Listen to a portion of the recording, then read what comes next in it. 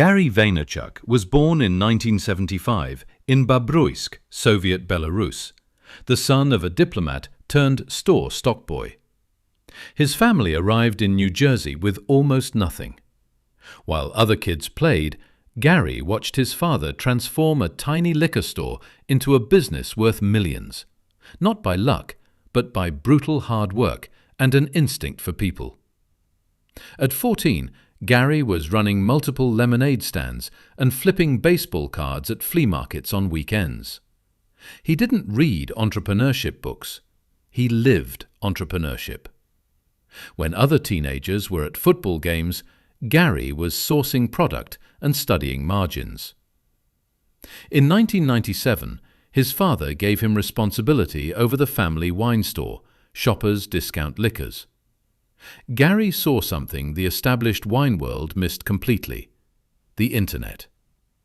While traditional merchants scoffed at e-commerce, Gary launched WineLibrary.com and began shipping wine across the country.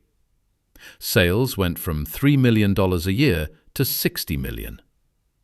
But Gary didn't stop at e-commerce.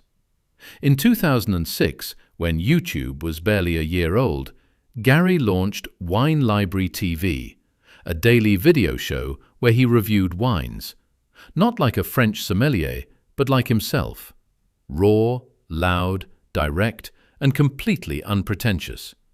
He called it like it was. He connected with real people who'd been intimidated by wine culture their whole lives. The show hit 100,000 viewers daily. Gary Vaynerchuk became the first viral wine guy. More importantly, he proved that authenticity was a business model. Then the world changed again. Twitter launched. Facebook opened its API. Instagram was born. While major corporations debated whether social media was a fad, Gary saw a tectonic shift in where human attention was moving. And he had one fundamental belief: you should always be where the attention is, especially before everyone else gets there. In 2009, he co-founded VaynerMedia with his brother AJ. The pitch was simple: social media marketing is a real business, not a hobby. Fortune 500 companies thought he was crazy. Within a decade, VaynerMedia was serving PepsiCo, Chase Bank, and General Electric. Today, the company employs over 1,000 people and is worth hundreds of millions. Gary's real weapon was never marketing tactics. It was patience combined with aggression. He described it as jab, jab, jab, right hook. Give value, give value, give value, then ask for something. Most businesses skip to the ask. Gary gave away content for years before the market understood what he was building. He wrote Crush It in 2009, arguing that passion plus the Internet equals a business opportunity for anyone willing to do the work. Millions bought it. Then came the thank you economy: jab, jab, jab, right hook, and his most downloaded book, Crushing It. He became the voice of an entire generation of aspiring entrepreneurs who needed someone to tell them that hustle is not a dirty word. Gary V's philosophy comes back to a few brutal truths.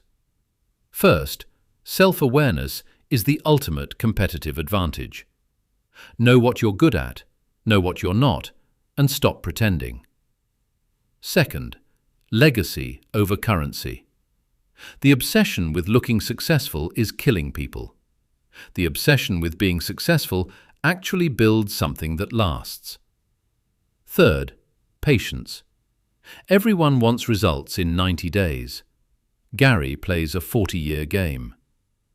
He says the thing that slows most people down is fear of what other people think. He calls it the opinions of people who don't actually matter to your life. The scoreboard that matters is yours, not your parents', not your former classmates', yours. In a world obsessed with overnight success stories, Gary Vaynerchuk represents something less glamorous and more powerful. The grind, compounding over decades. The kid from Belarus with nothing became one of the most recognized entrepreneurs on earth. Not because the universe was kind, but because he out-hustled the calendar. Work is love made visible. Gary Vee bet his entire life on that sentence, and it paid off.